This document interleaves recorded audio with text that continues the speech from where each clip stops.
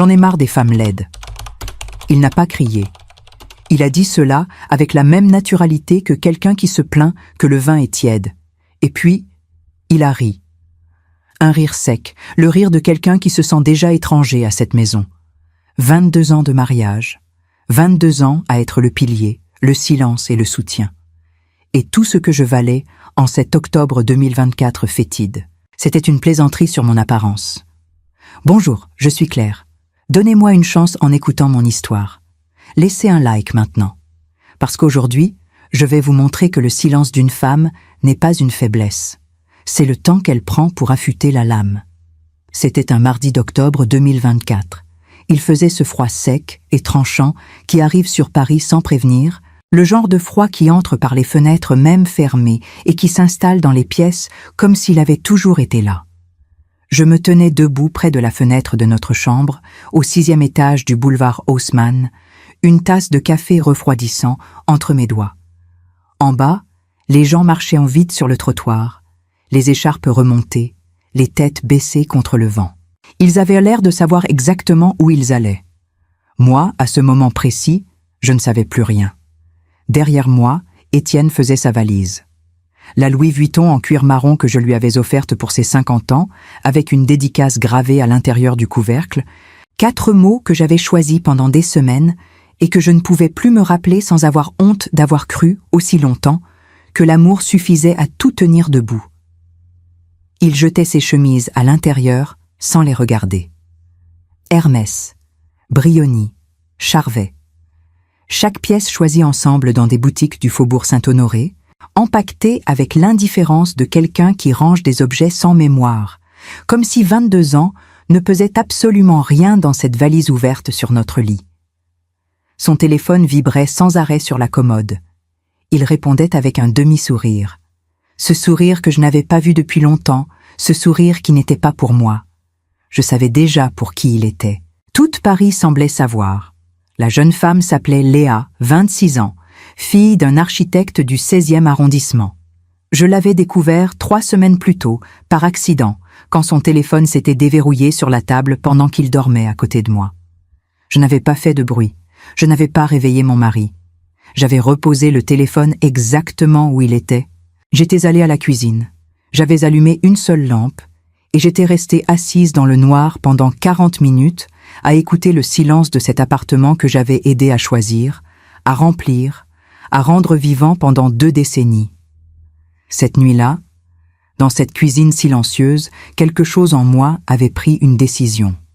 Froide, précise, absolument irréversible. Mais je n'avais pas prévu ce qu'il allait dire. Il ne me regarda pas. Il continuait à plier ses chemises, le téléphone coincé entre l'épaule et l'oreille, les yeux sur la valise. Et il dit, avec la même légèreté qu'on utilise pour signaler qu'on n'a plus envie d'un plat qu'on commandait toujours, ces 4 mots. J'en ai marre des femmes laides. Et il rit. Un petit rire court, presque ennuyé. Comme si la phrase elle-même l'amusait. Comme si moi, 54 ans, 22 ans à ses côtés, une vie entière construite dans la loyauté et le silence, j'étais une blague dont il venait enfin de trouver la chute. Le café refroidit complètement entre mes doigts. Je ne criais pas, je ne pleurais pas. Je ne fis pas ce que toutes les femmes blessées font dans les films. Je ne lançais rien contre le mur, je ne claquais pas de porte. Je ne laissais pas ma voix se briser en public pour lui offrir la satisfaction de voir l'étendue des dégâts qu'il venait de causer. Je posais simplement ma tasse sur le rebord de la fenêtre. Je me retournais. Et je regardais cet homme de 55 ans, aux cheveux grisonnants bien coiffés, que j'avais aimé sincèrement pendant au moins la moitié de ces 22 années, et je dis avec une voix que je ne me connaissais pas encore, posée et définitive comme une signature au bas d'un contrat, « Très bien, Étienne. » Il attendait des larmes. Il attendait des supplications, peut-être des cris. La version effondrée de la femme qu'il avait passé des années à regarder sans vraiment voir. Ce qu'il trouva à la place était un silence si dense, si parfaitement tenu, que quelque chose dans son regard vacilla une fraction de seconde. Une hésitation minuscule, comme une flamme qui tremble dans le vent sans s'éteindre. Mais il était bien trop sûr de lui pour comprendre ce que ce calme signifiait. Ce qu'il ne savait pas, ce qu'il ne pouvait pas imaginer, c'est que pendant ces 40 minutes passées dans la cuisine silencieuse, 3 semaines plus tôt, je n'avais pas seulement pris la décision de divorcer.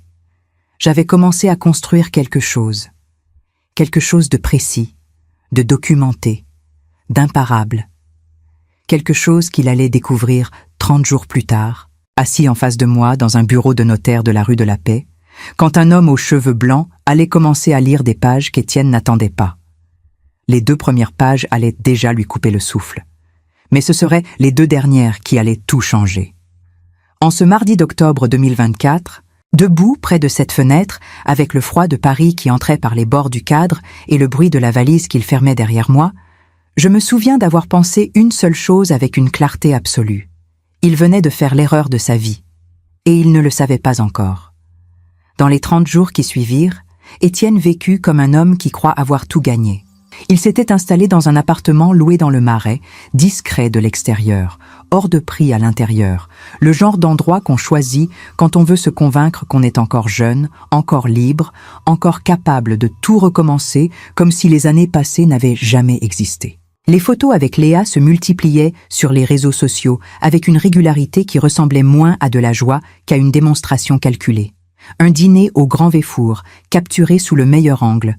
Un après-midi au musée d'Orsay, avec une légende sur la beauté de redécouvrir la vie. Un week-end à Saint-Tropez, hors saison, la mer encore bleue et le vent déjà froid. Exactement le type de mise en scène qu'il savait pertinemment capable d'atteindre mes yeux d'une façon ou d'une autre. Il voulait que je voie. Il voulait que ça fasse mal. Ce qu'il ne savait pas, c'est que je ne regardais plus ses réseaux sociaux. Pendant ces 30 jours, pendant qu'il jouait au homme libéré dans les bistrots du Marais, je me levais à 5h30 du matin. Je préparais un café serré, je m'asseyais à la table du salon avec mon ordinateur et je travaillais dans le silence complet de cet appartement du boulevard Haussmann. Ce silence que j'avais d'abord trouvé pesant et qui était devenu, nuit après nuit, quelque chose qui ressemblait à de la clarté. Des visioconférences avec le cabinet d'avocats spécialisé en droit patrimonial, basé à Genève. Des appels avec mes 2 comptables de Lyon. Une longue conversation avec mon gestionnaire d'actifs à Luxembourg pour finaliser une opération précise que j'avais commencé à construire dès cette nuit-là, dès ces 40 minutes passées dans la cuisine silencieuse avec une seule lampe allumée au-dessus de l'évier. Parce qu'il y a quelque chose qu'Étienne n'avait jamais compris en 22 ans de mariage. Quelque chose que je n'avais jamais jugé nécessaire de lui expliquer, non pas par mensonge, mais parce qu'il n'avait jamais posé la question. Il n'avait jamais été curieux de ce que je faisais quand je restais éveillé tard. Il n'avait jamais demandé ce que je lisais, ce que je gérais, ce que je construisais en silence pendant toutes ces années où il dirigeait son cabinet de conseil financier dans le 8e arrondissement, avec la satisfaction tranquille d'un homme convaincu d'être le pilier économique de sa propre vie. Étienne avait toujours cru avoir épousé une professeure d'histoire de l'art à la retraite. Une femme cultivée, raffinée, discrète, entretenue par un héritage modeste laissé par ses parents, un couple de commerçants bordelais qui avait économisé toute sa vie avec la rigueur tranquille de ceux qui ne font confiance qu'à ce qu'ils peuvent toucher. Il n'avait jamais cherché à savoir si cette image était complète. Elle lui convenait, elle le rassurait. Elle le confirmait dans le rôle qu'il avait décidé de jouer. Il ne s'était pas trompé sur le point de départ. Il s'était trompé sur tout le reste. Il y a 15 ans, quand j'avais hérité de cette somme qu'Étienne jugeait raisonnable, j'avais fait quelque chose qu'il n'aurait jamais imaginé de ma part. J'avais passé 6 mois à me former sérieusement, à consulter des spécialistes, à lire des rapports de marché que je ne comprenais pas au début et que je finissais par annoter dans les marges avec une précision qui surprenait même mes conseillers. J'avais investi avec une patience et une discipline que personne autour de moi ne connaissait. Un immeuble commercial dans le 7e arrondissement. Un fonds de rendement enregistré au Luxembourg. Une participation minoritaire dans une jeune entreprise de technologie immobilière qui, 5 ans plus tard, avait cessé d'être minoritaire. Puis d'autres actifs, d'autres fonds. Une holding constituée à Genève avec des clauses d'incommunicabilité rédigées par des avocats qui connaissaient la fragilité des unions humaines mieux que n'importe quel thérapeute de couple. Tout était à mon nom. Tout était protégé. Tout existait en dehors de notre mariage, légalement, proprement, invisiblement. Étienne n'avait jamais ouvert un de mes relevés, jamais demandé ce que je faisais lors de ces déplacements que j'appelais « visite à ma sœur à Lyon », jamais questionné ces appels que je prenais dans la pièce du fond en fermant la porte. Il était l'homme d'affaires de la famille, du moins c'est ce qu'il croyait. Et cette conviction l'avait rendu aveugle d'une façon que je n'avais jamais cherché à corriger. C'était là l'ironie la plus cruelle de toute cette histoire. Il ne m'avait pas trahi par cupidité. Il ne savait pas ce que je valais. Il m'avait trahi par vanité pure, parce qu'il avait regardé une femme de 54 ans et décidé qu'il voyait tout ce qu'il y avait à voir, que lui méritait mieux, plus jeune, plus éclatante, plus nouvelle. Et il avait prononcé 4 mots en riant comme si cette conclusion était évidente, comme si j'étais censé l'accepter, avec la résignation de celle qui sait depuis longtemps qu'elle n'a plus rien à offrir. Pendant qu'il publiait ses photos à Saint-Tropez, moi j'étais à Paris. Dans le silence du boulevard Haussmann, dans la lumière bleue de l'écran à 3 heures du matin, je finalisais les derniers détails d'un mouvement que j'avais commencé à construire avec la précision de quelqu'un qui n'a pas le droit à l'erreur. Mon avocate à Genève, une femme de 60 ans, petite, sèche, avec des yeux qui ne perdaient jamais rien, m'avait dit lors de notre premier appel, avec le calme de celle qui a déjà vu tout ça. « Madame Moreau, si les documents sont ce que vous me décrivez, votre mari n'a aucune idée de ce qu'il attend. » Elle avait raison. Il n'en avait aucune idée. Ce qu'Étienne imaginait, dans son appartement du Marais, c'était un divorce propre et rapide, une formalité. Il sortirait avec sa liberté, son entreprise, sa vie nouvelle. Son avocat lui avait calculé une pension alimentaire raisonnable à verser, une somme modeste, cohérente avec l'image qu'il avait de moi, de ce que je représentais, de ce que je valais à ses yeux. Il signerait quelques papiers, serrerait quelques mains, et ressortirait dans la rue avec Léa, qui l'attendait quelque part avec ses 26 ans et son sourire de quelqu'un qui ne sait pas encore ce que le temps fait aux choses. Il n'avait pas imaginé un seul instant ce qui l'attendait réellement. Il n'avait pas imaginé Maître Fontaine, ce notaire aux cheveux blancs de la rue de la Paix, ouvrant une pochette de documents préparés par mes avocats avec le soin d'une opération chirurgicale. Il n'avait pas imaginé les chiffres qui allaient sortir de la bouche de cet homme avec la même voix uniforme qu'on utilise pour lire une adresse postale. Il n'avait pas imaginé la couleur qui allait quitter son visage à la lecture des 2 premières pages, ni ce qui allait se passer quand le notaire atteindrait les 2 dernières. Le piège n'avait pas d'urgence. Il avait quelque chose de bien plus redoutable. Il avait de la précision. Et dans exactement 7 jours, Étienne Renaud allait entrer dans ce bureau convaincu d'en ressortir libre. Il allait s'asseoir en face de moi, croiser les jambes, regarder sa montre avec ce tédio qu'il avait perfectionné comme d'autres perfectionnent un instrument, et il allait peut-être même mentionner Léa une dernière fois. Cette dernière piqûre destinée à me faire saigner devant témoins. Ce qu'il ne savait pas, c'est que chaque minute de cette réunion avait déjà été écrite. Chaque page, chaque chiffre, chaque clause. Il allait entrer dans ce bureau comme un homme libre. Ce qu'il allait devenir en sortant, ça, il ne pouvait pas encore l'imaginer. Le cabinet de Maître Fontaine se trouvait rue de la Paix, dans le 1er arrondissement. Cette rue parisienne qui commence place Vendôme et se termine près de l'Opéra Garnier, bordée de joailleries et de maisons de haute couture qui font paraître l'argent comme une chose naturelle, presque discrète. Le genre d'adresse où les décisions importantes se prennent dans des fauteuils de cuir bordeaux, derrière des portes en chêne massif, avec la gravité tranquille de ceux qui savent que ce qui se signe ici ne se défait pas. C'était un jeudi de novembre. Il faisait 8 degrés. Le ciel était fermé, ce blanc-plomb parisien qui n'annonce pas vraiment la pluie. Il écrase simplement, comme une lumière éteinte sur toute la ville. Les feuilles des arbres sur le trottoir étaient toutes par terre depuis longtemps, piétinées, formant un tapis brun doré que le vent ne se donnait plus la peine de disperser. J'arrivais 15 minutes avant l'heure fixée. Je m'étais préparé avec un soin qui n'avait rien de vanité. C'était de la stratégie.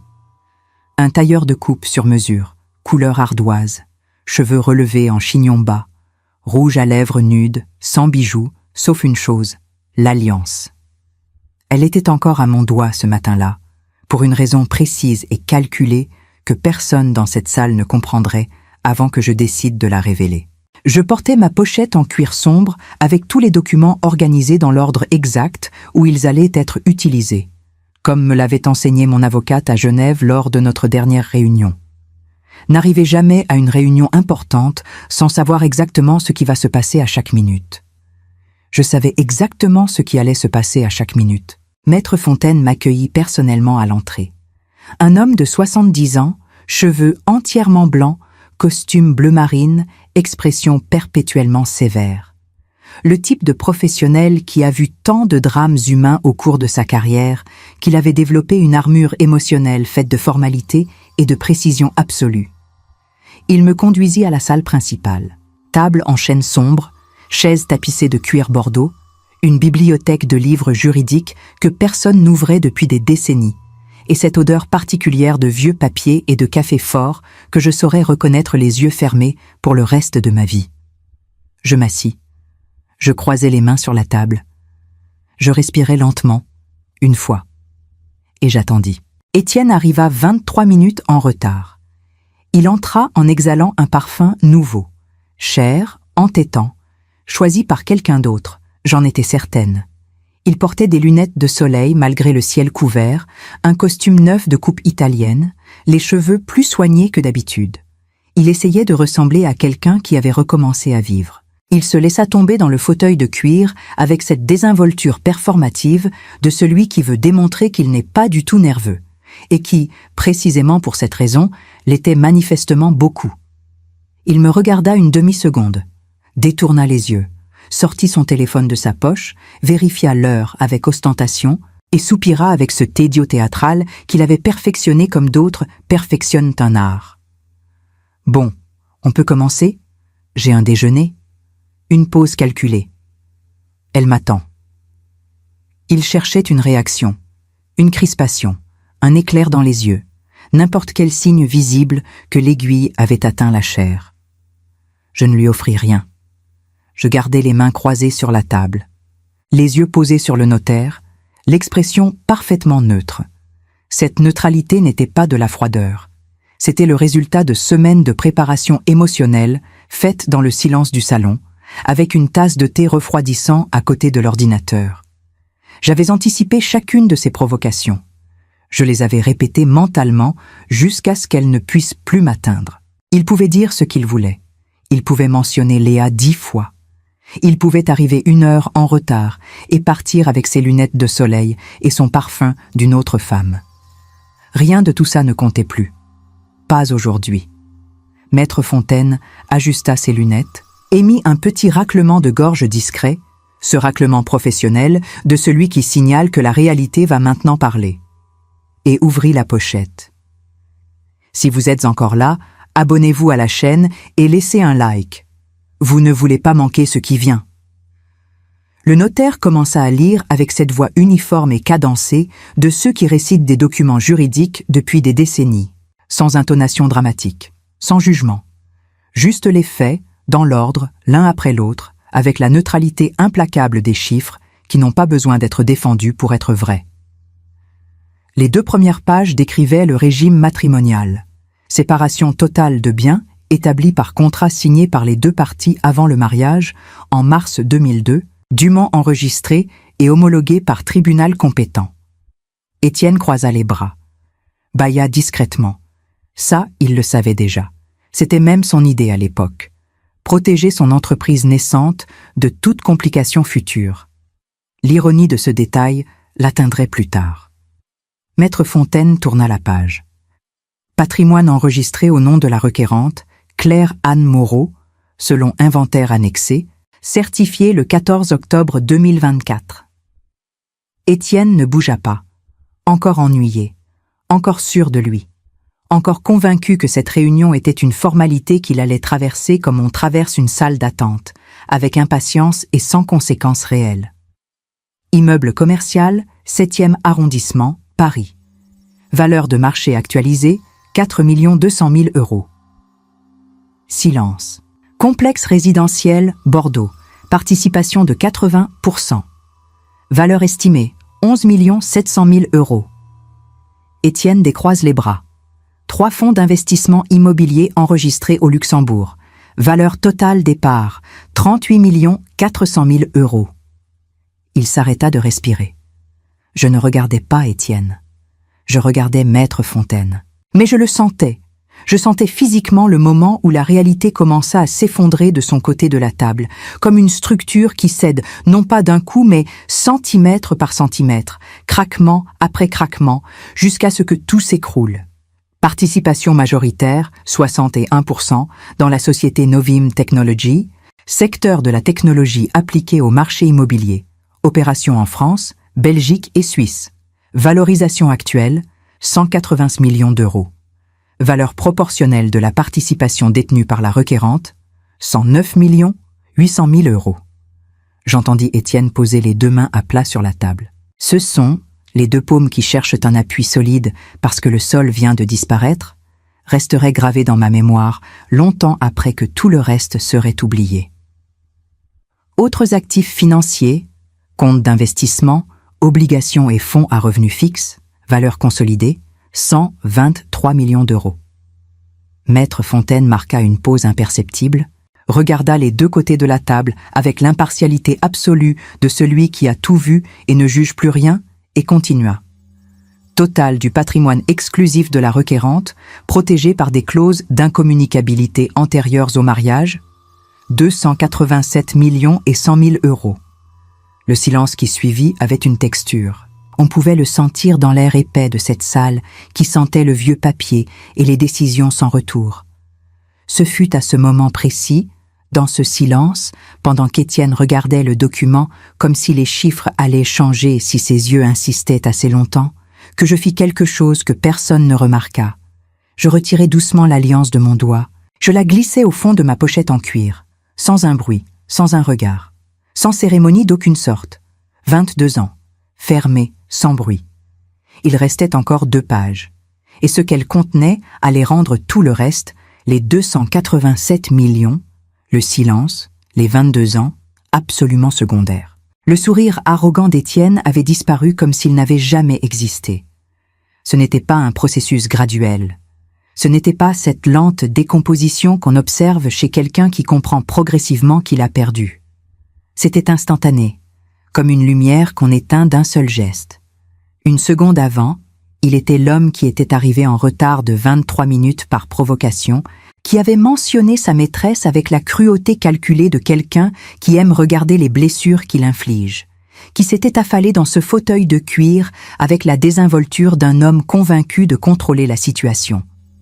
La seconde suivante, il était simplement un homme de 55 ans, avec les lunettes de soleil à la main et une expression qu'il ne maîtrisait plus du tout. La couleur avait quitté son visage d'un coup. Ce teint gris pâle de quelqu'un qui reçoit un diagnostic grave dans un cabinet médical. Pas la rougeur de la colère, pas les larmes de la tristesse, mais ce blanc particulier de la stupeur absolue quand le cerveau refuse encore de traiter ce que les oreilles viennent d'entendre. Ses mains, posées à plat sur la table en chêne, tremblaient d'une vibration fine, presque imperceptible. Mais je la voyais. J'avais passé 22 ans à apprendre les détails physiques de cet homme. Je connaissais la façon dont ses mains trahissaient ce que sa voix essayait de cacher.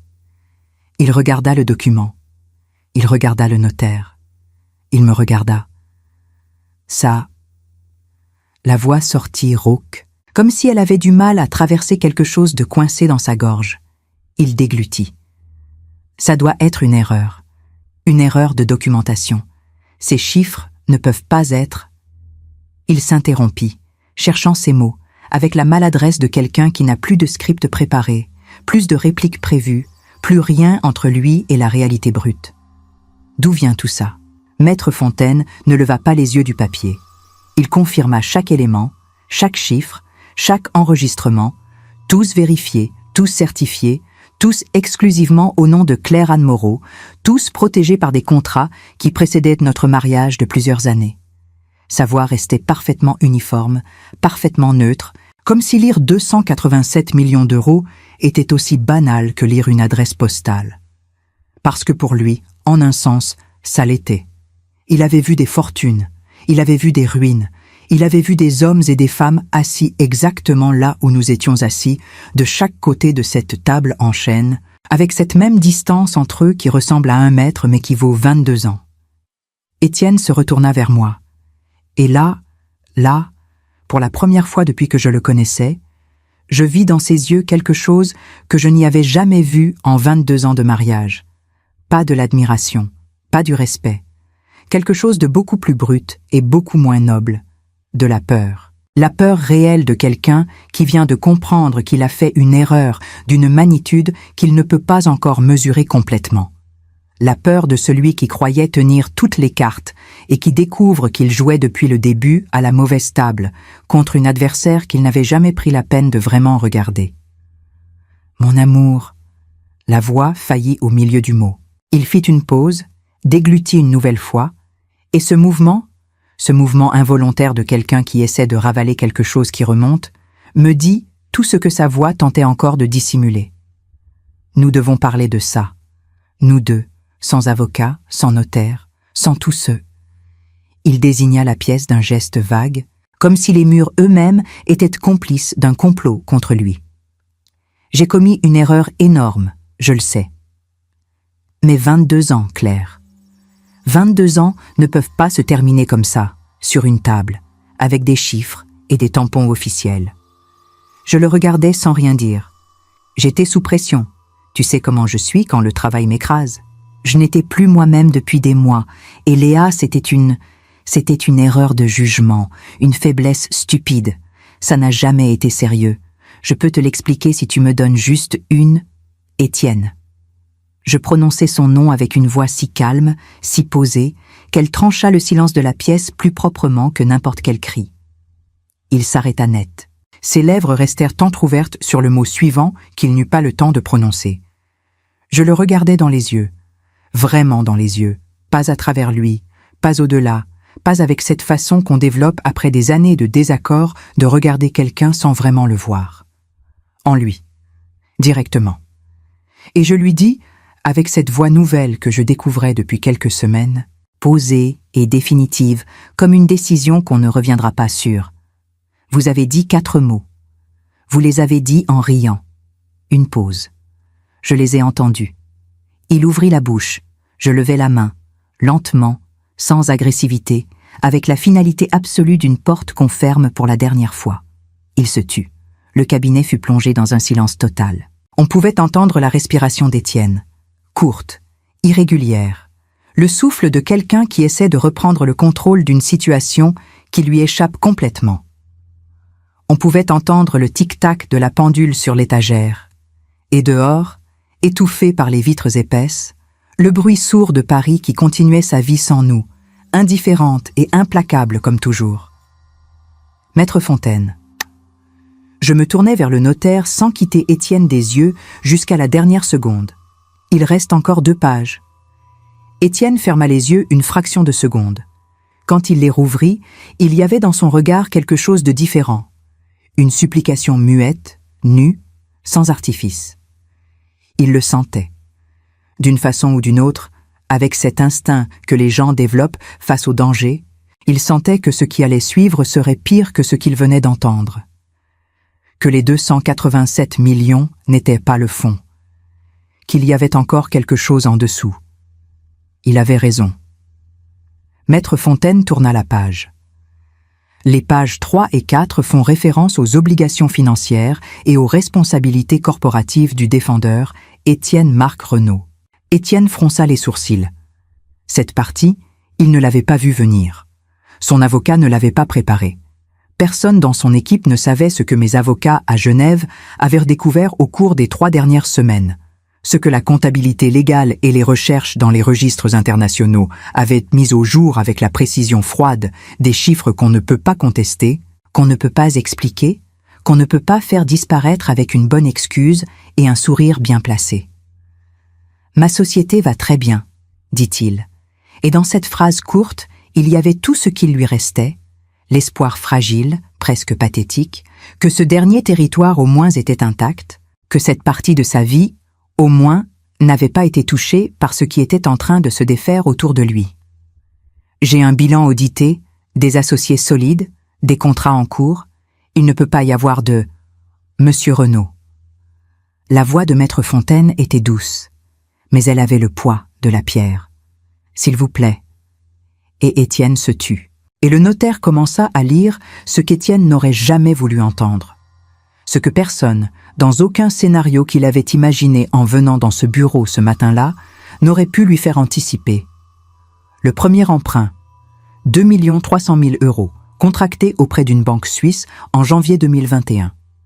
Garantie utilisée, déclaration de patrimoine conjoint du couple Renault, signée, ou du moins c'est ce qui figurait sur les documents, par les deux parties.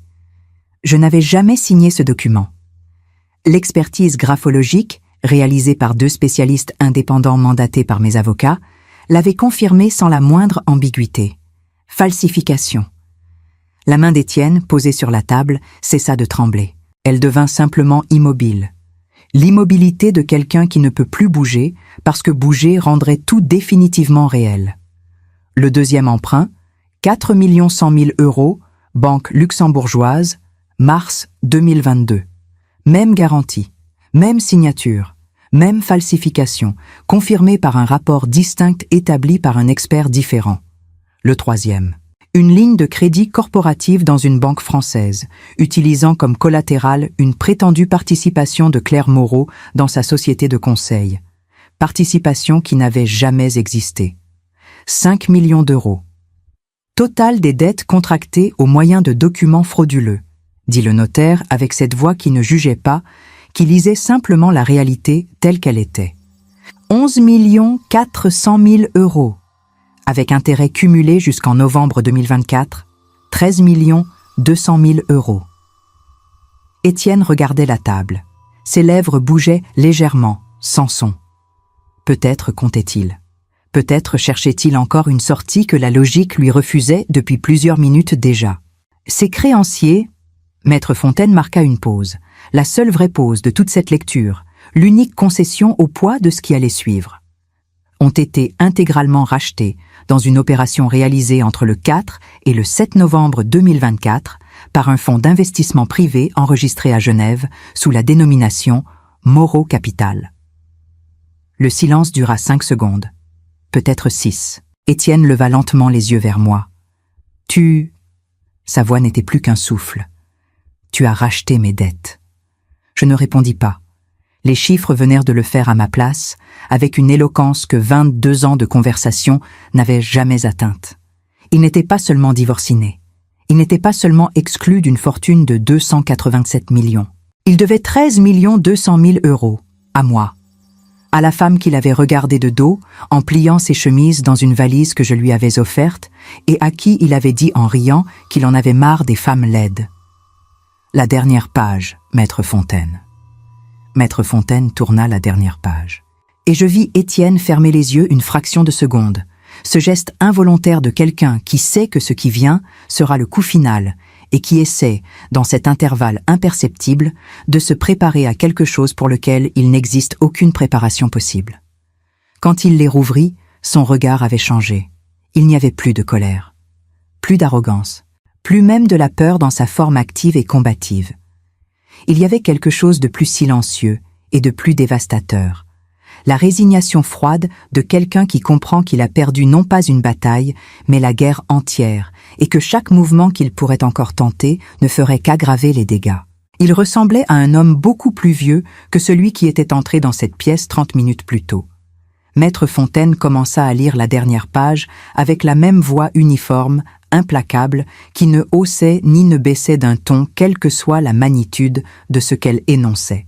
Et ce qu'elle énonçait cette fois était un accord extrajudicial, rédigé par mes avocats à Genève, avec la précision de ceux qui savent exactement jusqu'où la loi permet d'aller et comment s'y tenir jusqu'au dernier millimètre sans jamais le dépasser. Les termes étaient les suivants.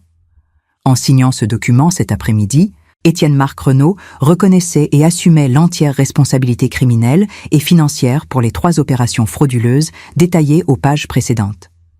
Il certifiait que Claire-Anne Moreau n'avait eu aucune connaissance ni aucune implication dans ces opérations, ce qui était la vérité absolue, documentée par la comptabilité légale et les expertises graphologiques indépendantes.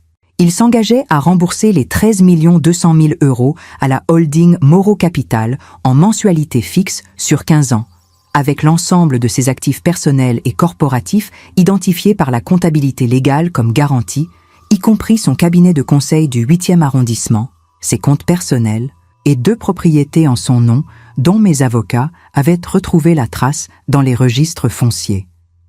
Un administrateur judiciaire, désigné par mes avocats, serait nommé pour superviser les finances de son entreprise jusqu'au remboursement complet. En échange de tout cela, le dossier complet, les rapports d'expertise graphologique, les contrats frauduleux, le traçage des fonds dans les 3 pays resterait dans les archives du cabinet Genevois, accessible uniquement en cas de rupture de l'accord.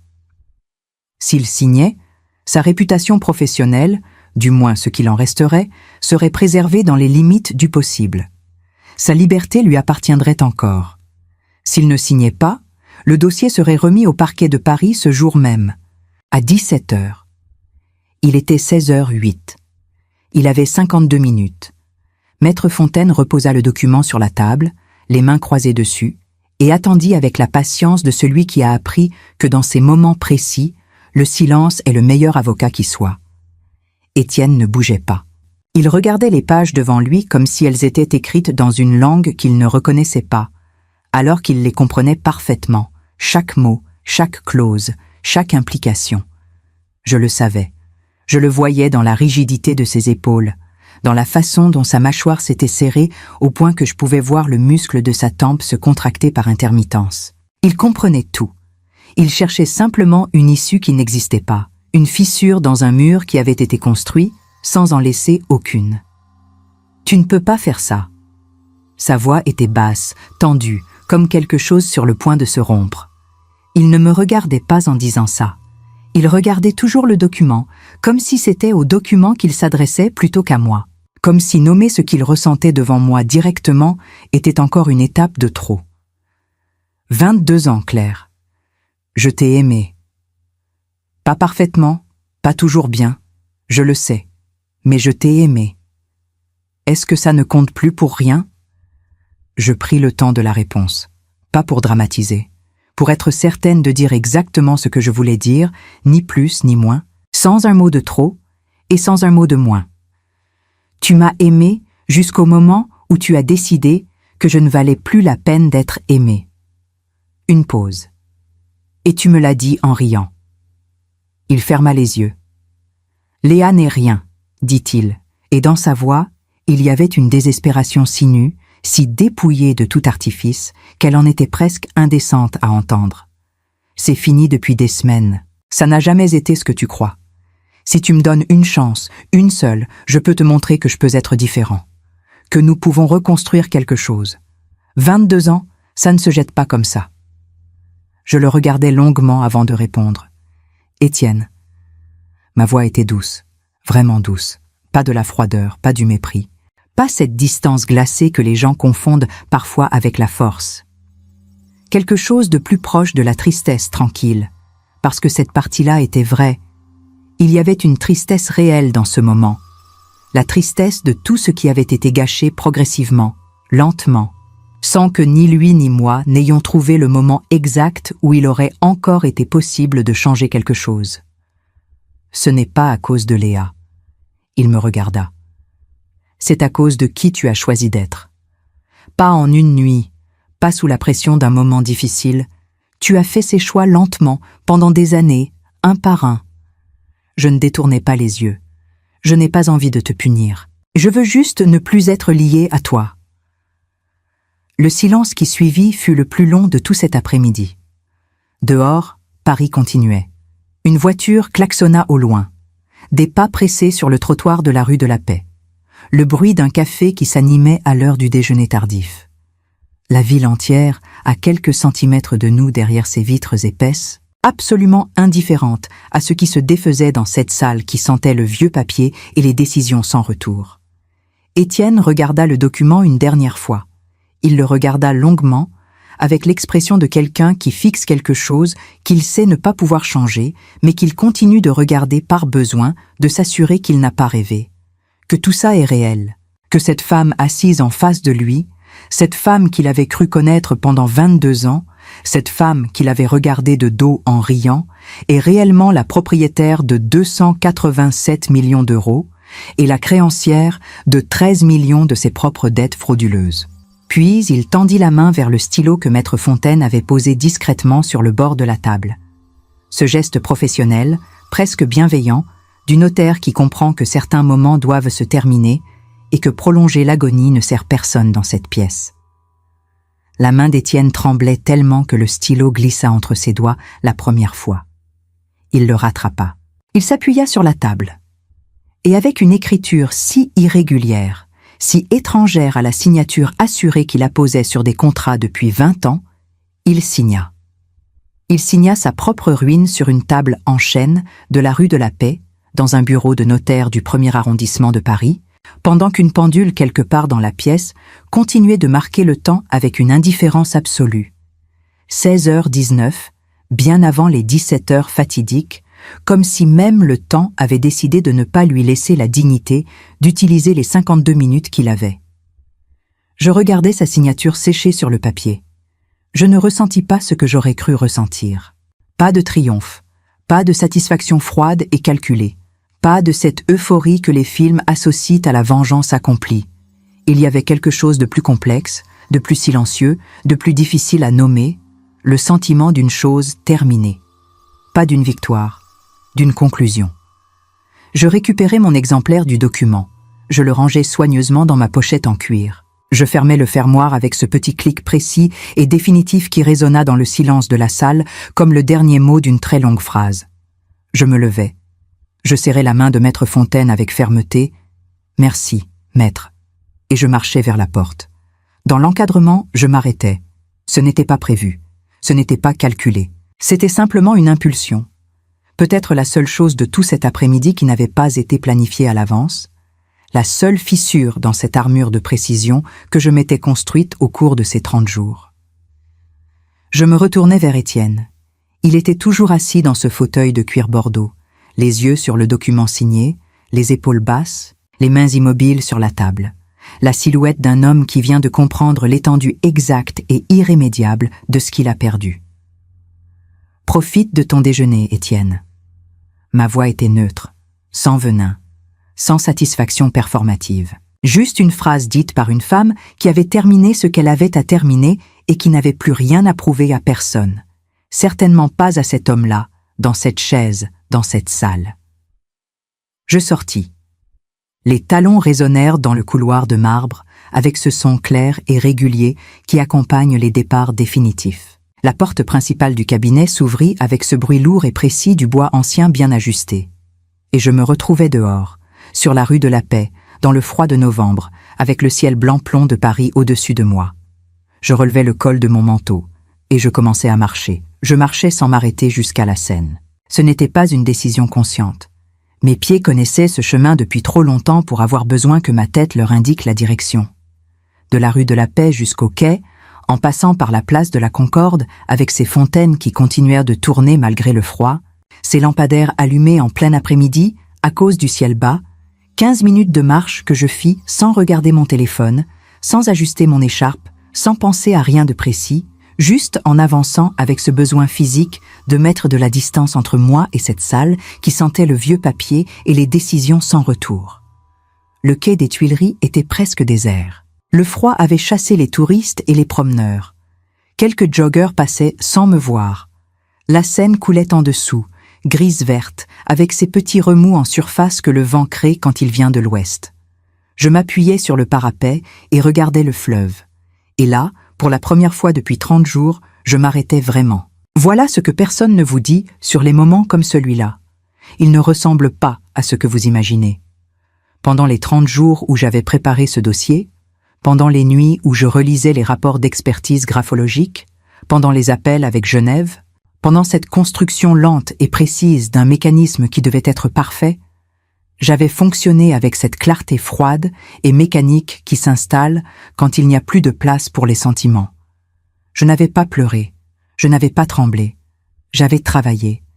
Et maintenant que c'était terminé, quelque chose se déplaçait en moi, lentement. comme une marée qui change de direction sans qu'on puisse voir le moment exact où elle bascule.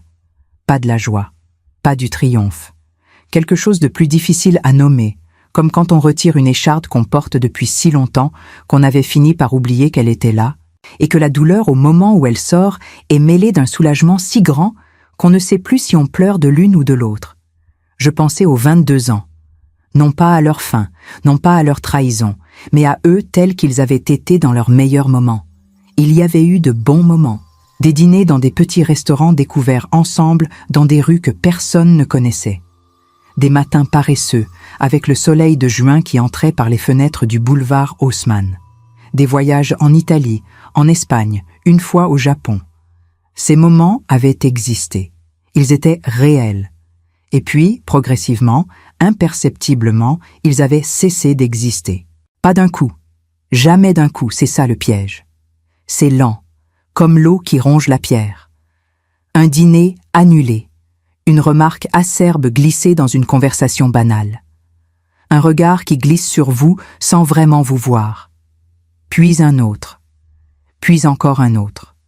Jusqu'au jour où vous réalisez que vous vivez avec quelqu'un qui vous traverse du regard depuis des années et que vous avez appris à l'accepter parce que l'alternative était trop lourde à porter. Mon téléphone vibra, mon avocate à Genève, tout est en ordre, document enregistré. Puis ma sœur, un seul point d'interrogation qui contenait des semaines d'inquiétude silencieuse.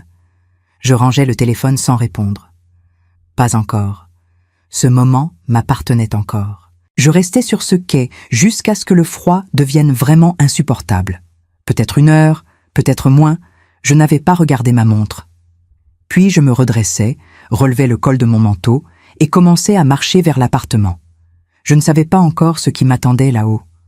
Le boulevard était animé à cette heure, les gens rentraient du travail, les cafés commençaient à s'allumer, Paris entrait dans cette deuxième vie nocturne qui lui appartient entièrement.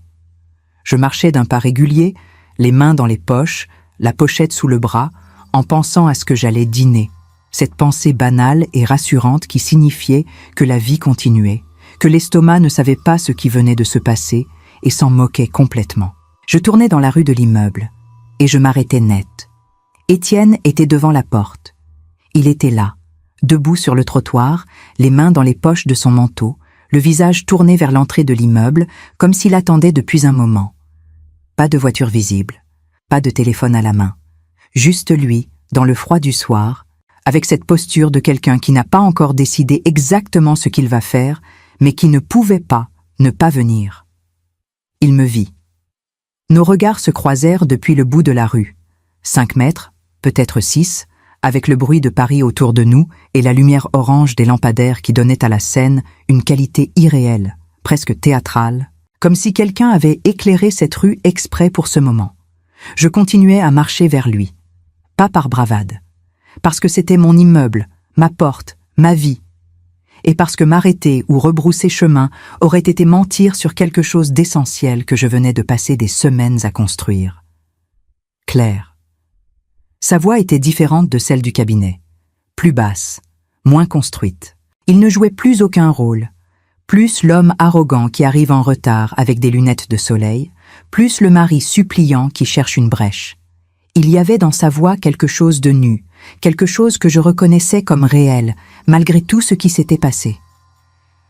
Je voulais te parler, sans notaire, sans avocat, juste toi et moi. Je m'arrêtais devant lui, je le regardais. Il avait l'air épuisé. Le costume du matin était froissé. Il avait dû rester dans ce fauteuil de cuir un long moment après mon départ, puis marcher, peut-être, avant de venir ici. Les lunettes de soleil avaient disparu. Ses yeux, sans cette protection absurde, semblaient plus petits, plus exposés, les yeux d'un homme de 55 ans qui n'a plus rien derrière quoi se cacher. Il n'y a rien à dire, Étienne. Si. Il fit un pas vers moi, pas menaçant, juste le pas de quelqu'un qui a peur que les mots ne portent pas assez loin. Je sais ce que j'ai fait, pas seulement aujourd'hui, tout. Les emprunts, les mensonges, Léa, tout. Et je sais que tu ne peux pas me pardonner ça, je ne te demande pas de le faire. Mais 22 ans, Claire, est-ce qu'on ne mérite pas au moins une vraie conversation ? Pas dans un bureau, pas avec des papiers, une vraie conversation. Je le regardais longuement. Il y avait une partie de moi, une partie honnête. Une partie que je n'allais pas nier parce que la nier aurait été une forme de lâcheté, qui reconnaissait quelque chose de sincère dans ce qu'il disait. Pas dans les actes, dans la voix, dans ce visage fatigué sous les lampadaires oranges. 22 ans laissent des traces même quand ils se terminent mal, même quand la fin est juste, même quand on sait avec une certitude absolue qu'il n'y a pas de chemin qui ramène en arrière. Mais la sincérité tardive, si réelle soit-elle, n'oblige pas celle qui la reçoit à en faire quelque chose. Non, Étienne. Ma voix était calme, définitive, pas cruelle, simplement vraie. Nous n'avons pas de vraies conversations à avoir. Nous avons eu 22 ans pour les avoir, ces conversations. Une pause. Tu ne les as pas voulues. Il ouvrit la bouche, la referma. L'accord que tu as signé cet après-midi est valide et définitif. Mon avocate est joignable si tu as des questions juridiques. Je sortis mes clés. Maintenant, je rentre chez moi. Il ne bougea pas immédiatement. Il resta là, sur ce trottoir du boulevard Haussmann, à me regarder chercher ma clé avec le même calme que j'avais eu dans ce bureau. Ce calme qui n'était pas de la froideur, mais de la certitude absolue. La certitude de quelqu'un qui sait exactement où elle est et exactement où elle va. Claire ? Bonsoir, Étienne. J'ouvris la porte de l'immeuble. J'entrai. La porte se referma derrière moi avec ce bruit lourd et précis du bois ancien bien ajusté, ce même bruit définitif que la porte du cabinet de Maître Fontaine, comme si les portes importantes de ma vie avaient toutes décidé de sonner pareil. Je ne me retournai pas. Je pris l'ascenseur jusqu'au 6e, ouvris la porte de l'appartement, posai ma pochette sur la table de l'entrée et restai debout dans le couloir silencieux pendant quelques secondes, juste à écouter le silence de chez moi, ce silence propre et vaste qui m'appartenait entièrement. Puis j'allai à la cuisine, mis de l'eau à bouillir et préparai mon dîner. Il revint le lendemain matin. Je l'appris non pas en ouvrant ma porte, mais par Madame Rousseau, la gardienne de l'immeuble, une femme de 65 ans, aux cheveux courts et à l'expression perpétuellement méfiante de celle qui a passé sa vie à observer les allées et venues des autres sans jamais en faire le commentaire public, mais sans jamais en perdre un seul détail non plus.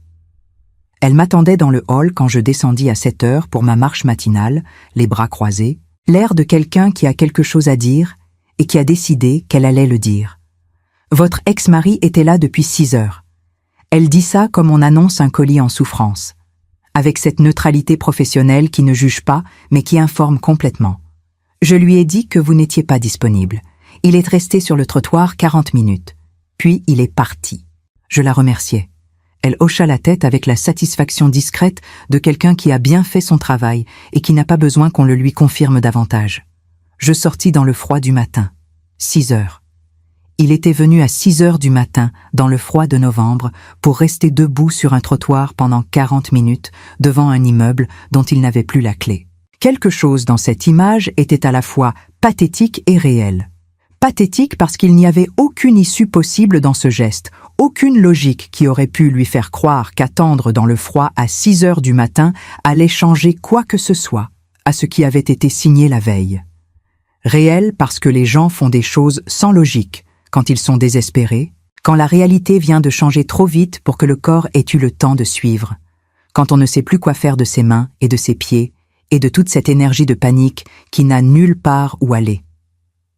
Je comprenais ça. Je ne le laissais pas entrer pour autant. Le 3e jour, il appela. Je vis son nom s'afficher sur l'écran.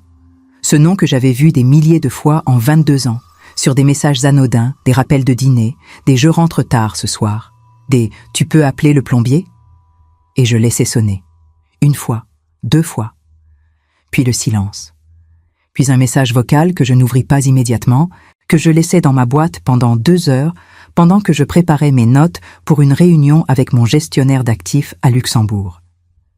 Quand je l'écoutais enfin, assise à la table du salon avec mon café du matin, la voix d'Étienne était différente de toutes les versions que je lui connaissais.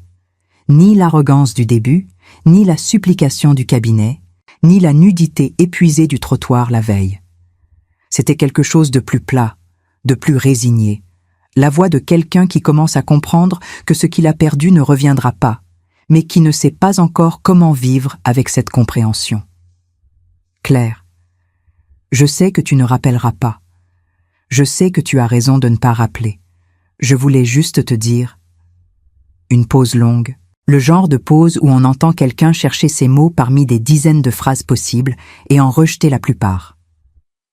Je voulais te dire que j'ai compris. Pas tout de suite, hier soir, en rentrant. J'ai compris ce que j'avais fait. Pas seulement les emprunts, pas seulement Léa. J'ai compris que je ne t'avais pas vu, pendant des années, et que tu étais là, devant moi, et que je ne regardais pas.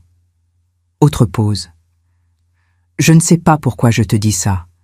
Tu n'as pas à me pardonner. Tu n'as rien à me donner. Je voulais juste que tu saches que je l'ai compris. Le message s'arrêta. Je restai assise sans bouger pendant un long moment, les deux mains autour de ma tasse, les yeux sur la fenêtre qui donnait sur les toits de zinc du boulevard Haussmann. Le ciel était gris, comme souvent en novembre. Un pigeon marchait sur le rebord de la fenêtre d'en face, avec cette concentration absurde des pigeons urbains qui semblent toujours avoir une destination très précise sans jamais l'atteindre. Je ne rappelais pas par cruauté, pas par principe non plus, simplement parce qu'il avait dit dans son propre message ce qui était vrai. Il n'avait rien à attendre de moi. Son regret lui appartenait. Sa compréhension lui appartenait. C'était son travail à faire, pas le mien. Et lui offrir une réponse, même neutre, même brève, aurait été lui offrir quelque chose qu'il n'avait pas le droit de demander, une continuité que j'avais définitivement choisi de ne pas lui accorder. Je supprimais le message, puis je supprimais le contact, sans violence, sans cérémonie. Comme on ferme une fenêtre quand le vent devient trop fort, pas avec colère, juste parce que c'est nécessaire pour que la pièce reste habitable. 2 semaines plus tard, mon avocate à Genève m'informa qu'Étienne avait tenté une dernière manœuvre juridique. Un second cabinet mandaté pour contester la validité de l'accord extrajudicial sur la base d'une prétendue contrainte psychologique exercée lors de la signature. Sophie me transmit la nouvelle avec la brièveté professionnelle habituelle, suivie immédiatement de la conclusion. Le second cabinet avait demandé à consulter le dossier complet avant de s'engager. Elle le leur avait envoyé intégralement ce même après-midi. 48 heures plus tard, ils avaient rendu leur mandat à Étienne par lettre recommandée. La formule standard des avocats qui ont regardé un dossier et compris qu'il n'y avait absolument rien à plaider, que chaque clause était blindée, que chaque document était certifié, que chaque expertise était irréfutable. Étienne s'était retrouvé seul avec ses papiers et le silence de ses options épuisées. Son premier cabinet lui a conseillé de ne plus tenter quoi que ce soit, conclut Sophie. Je pense que ce chapitre est définitivement fermé. Je lus ce message dans la cuisine, debout, avec mon café du matin. Et je remarquai, avec une légère surprise, que cette nouvelle ne m'avait provoqué aucune émotion particulière, ni soulagement supplémentaire, ni satisfaction, ni même cette légère montée d'adrénaline qu'on ressent quand on échappe à un danger. Juste la confirmation froide et mécanique que les engrenages tournaient comme ils devaient tourner. C'était le propre des mécanismes bien construits. Ils n'ont plus besoin de leur architecte une fois lancés. Ce soir-là, pour la première fois depuis des semaines, je n'avais aucune réunion, aucun appel, aucun document à relire. L'appartement était silencieux et entièrement mien. Je préparais un dîner simple. Des pâtes, du vin rouge, ce repas sans prétention que je n'avais jamais pu faire un mardi soir parce qu'Étienne trouvait ça insuffisant pour un dîner en semaine. Je mis de la musique, du Satie, Gymnopédis, ce disque que j'aimais et qu'il n'avait jamais supporté, trop lent, trop triste selon lui. Je m'assis à la table de la cuisine avec mon assiette et mon verre, et je regardais les lumières des immeubles d'en face s'allumer une par une dans le soir de novembre. C'était un dîner absolument ordinaire. C'était le meilleur dîner que j'avais fait depuis des années. Pas parce que les pâtes étaient remarquables, parce que chaque détail de ce dîner, la musique, l'heure, l'assiette, le silence, était exactement ce que j'avais voulu, sans négociation, sans ajustement. sans cette vigilance invisible et permanente qu'on développe quand on partage sa vie avec quelqu'un et qu'on finit par anticiper ses réactions avant même d'avoir pris ses propres décisions. Ce soir-là, assise devant mon assiette avec Satie dans le salon et les lumières de Paris en face, je sortis le carnet bleu de Tokyo. Ce carnet que j'avais gardé pendant 10 ans sans l'utiliser, par cette superstition absurde de ceux qui gardent les beaux objets pour des occasions dignes d'eux. Je l'ouvris à la première page, je pris un stylo, et j'écrivis une liste, pas une liste de choses à faire, une liste de choses que je voulais, des choses simples, concrètes, certaines ridicules en apparence, reprendre les conférences sur l'histoire de l'architecture, aller à Florence au printemps, apprendre à faire du pain le dimanche matin, appeler cet ami que je n'avais pas vu depuis 3 ans, rentrer un soir de semaine sans savoir ce que j'allais dîner et décider au dernier moment. Je lus la liste. Elle tenait sur une page. Elle ne ressemblait pas à un programme ambitieux ou à un manifeste de reconstruction. Elle ressemblait à la liste de quelqu'un qui commence à savoir, à nouveau, ce qu'il aime. Dehors, Paris continuait, indifférente et magnifique, comme toujours. Et moi, pour la première fois depuis très longtemps, je me sentais exactement là où j'étais censé être. Le printemps arriva à Paris un mardi matin de mars. Je m'en souviens parce que c'était un mardi, comme ce mardi d'octobre où tout avait commencé, comme si les mardis avaient décidé de jalonner cette période de ma vie avec une régularité qui ressemblait moins au hasard qu'à une intention. Je me réveillais à l'heure habituelle, préparais mon café, et quand j'ouvris les volets de la cuisine, la lumière qui entra était différente. Plus haute, plus dorée, avec cette qualité particulière du soleil de mars à Paris, qui n'est pas encore celui de l'été, mais qui promet déjà quelque chose. Cette promesse légère et sérieuse, à la fois que les choses vont changer, que la grisaille a une fin, que la ville va se rouvrir comme elle le fait chaque année, avec la même grâce nonchalante d'une actrice qui connaît parfaitement son effet sur le public. Je restais quelques minutes debout devant la fenêtre ouverte, le café entre les mains, à laisser l'air frais du matin entrer dans la cuisine. 5 mois.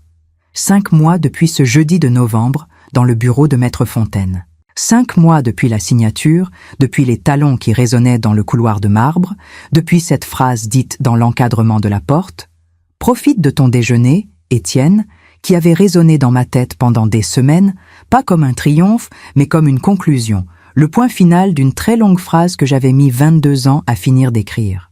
Beaucoup de choses s'étaient repassées en 5 mois. Les premières mensualités de remboursement avaient été versées à Moreau Capital sans incident. Sophie me l'avait confirmé avec la brièveté professionnelle habituelle, comme on confirme une livraison. L'administrateur judiciaire, nommé au cabinet d'Étienne, avait trouvé les finances dans un état préoccupant, pas catastrophique, mais suffisamment fragile pour que les prochaines années soient, au mieux, une longue période de rigueur imposée. Ce n'était pas ma vengeance. C'était simplement la réalité arithmétique de ce qu'il avait construit sur du vide pendant des années, rattrapant enfin celui qui avait cru pouvoir continuer indéfiniment. La relation avec Léa avait duré exactement 7 semaines après la signature. Mon avocate me l'avait mentionné presque comme une anecdote administrative, sans ironie ni commentaire. Je l'avais reçue de la même façon, comme une information sans importance réelle, ce qu'elle était devenue. Je n'avais pas ressenti ce que j'aurais peut-être cru ressentir quelques mois plus tôt, ni satisfaction, ni tristesse, ni ce sentiment complexe et honteux de validation que les trahisons nous font parfois espérer voir s'effondrer d'elles-mêmes. Juste une neutralité complète, le genre de neutralité qui n'est pas de l'indifférence jouée, mais de l'indifférence réelle, celle qui s'installe quand quelqu'un a définitivement cessé d'occuper de l'espace en vous. Ce matin de mars, debout devant la fenêtre ouverte avec mon café, je pensais à tout ça, non pas avec la solennité de quelqu'un qui fait un bilan, mais avec cette légèreté tranquille de quelqu'un qui regarde derrière soi et réalise que le chemin parcouru était plus long qu'il n'y paraissait sur le moment, et que chaque pas, même les plus douloureux, avait mené exactement là où il fallait arriver. L'appartement du boulevard Haussmann était devenu mien d'une façon nouvelle, pas dans le sens juridique. Il l'avait toujours été, dans le sens physique, vivant, quotidien. Les rideaux épais du salon avaient disparu, remplacés par rien, Juste les fenêtres nues qui laissaient entrer toute la lumière disponible, même en novembre, même en janvier. Même les jours où Paris décidait d'être gris du matin au soir, sans la moindre concession. Les plantes sur le rebord des fenêtres avaient prospéré avec une vitalité qui me surprenait encore chaque matin. Cette petite surprise renouvelée de voir que quelque chose pousse et continue sous vos soins, que la vie répond quand on lui fait attention. La bibliothèque du salon débordait de livres qui m'appartenaient vraiment. Sur la table de la cuisine, le carnet bleu de Tokyo était ouvert à la page de ma liste. Cette liste simple d'une page que j'avais écrite un lundi matin après le départ d'Élise et que je relisais parfois, non pas pour vérifier ce qui avait été accompli, mais pour me rappeler que savoir ce qu'on veut est déjà, en soi, quelque chose. J'avais repris les conférences. Pas au lycée, je n'avais plus envie de cette structure-là. Mais j'avais accepté de donner un cycle de conférences sur l'histoire de l'architecture parisienne à l'École des Beaux-Arts, le jeudi après-midi, une fois par semaine. 6 étudiants la première séance, 15 la deuxième. Une salle comble à partir de la troisième. Des jeunes gens de 20 ans qui voulaient m'en comprendre pourquoi Haussmann avait décidé d'éventrer le Paris médiéval, ce que l'architecture dit d'une société sur ce qu'elle croit mériter et sur ce qu'elle préfère cacher. Ces jeudis après-midi étaient devenus la partie de ma semaine que j'attendais le plus. Il y avait dans ces salles une énergie que j'avais oubliée. Cette énergie des gens qui apprennent quelque chose pour la première fois et qui posent des questions que les experts ont cessé de poser parce qu'ils croient connaître les réponses. Ces questions me rappelaient pourquoi j'avais aimé l'histoire de l'art au point d'en faire ma vie. J'étais allée à Florence en février, seule, 10 jours, dans une petite chambre d'hôtel près de Santa Croce, avec une fenêtre qui donnait sur une cour intérieure et un chat roux qui dormait sur le rebord tous les matins. J'avais passé des heures dans les musées sans regarder ma montre, sans avoir de programme fixe, sans me soucier de rentrer à une heure précise pour préparer un dîner ou libérer un agenda. J'avais mangé seule dans des trattories avec un livre posé à côté de mon assiette. Ce geste que j'avais toujours voulu faire et qu'Étienne avait toujours trouvé triste. Comme si manger seul avec un livre était une façon de rater quelque chose plutôt qu'une façon très précise et très personnelle de réussir un dîner. Florence avait été exactement ce dont j'avais besoin sans savoir que j'en avais besoin. Ce matin de mars, je terminais mon café, rinçais la tasse, pris ma veste et ma pochette. Cette même pochette en cuir sombre qui avait contenu les documents de novembre et qui maintenant portait simplement mes affaires quotidiennes, mes clés, mon téléphone, ce carnet bleu que j'avais commencé à emmener partout. Je descendis les 6 étages à pied. Je poussai la porte de l'immeuble et je sortis sur le boulevard Haussmann dans la lumière de mars. Paris sentait le café, le pain chaud et quelque chose de vert et de neuf qui n'avait pas d'autre nom que le printemps. Cette odeur particulière des premières journées de mars à Paris, quand les arbres n'ont pas encore leurs feuilles, mais que quelque chose dans l'air a changé, quelque chose d'imperceptible et d'indubitable à la fois, comme si la ville elle-même avait pris la décision de recommencer.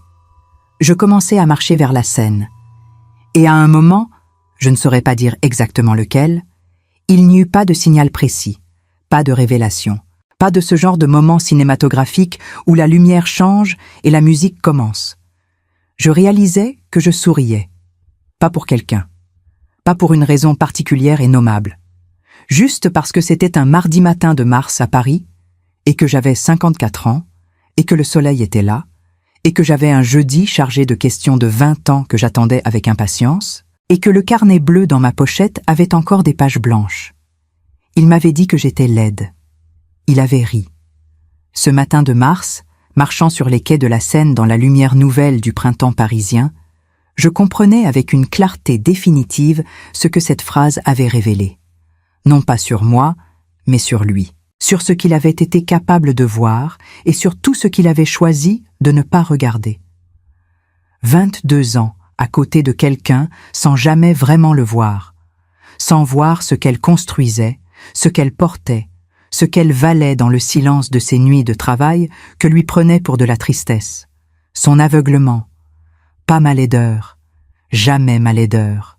Et cette femme qu'il avait cru effacer d'un rire, cette femme de 54 ans qu'il avait regardée de dos pour une valise ouverte, avec l'indifférence de celui qui range un objet dont il n'a plus l'usage, cette femme marchait ce matin sur les quais de Paris dans la lumière de mars, avec sa vie devant elle, entière et libre et profondément, irréductiblement sienne. C'était tout. C'était plus que suffisant. Merci de m'avoir écouté jusqu'au bout. Si cette histoire vous a touché, abonnez-vous à la chaîne, laissez un like et dites-moi dans les commentaires d'où vous écoutez. Vos messages comptent plus que vous ne le croyez. À très bientôt.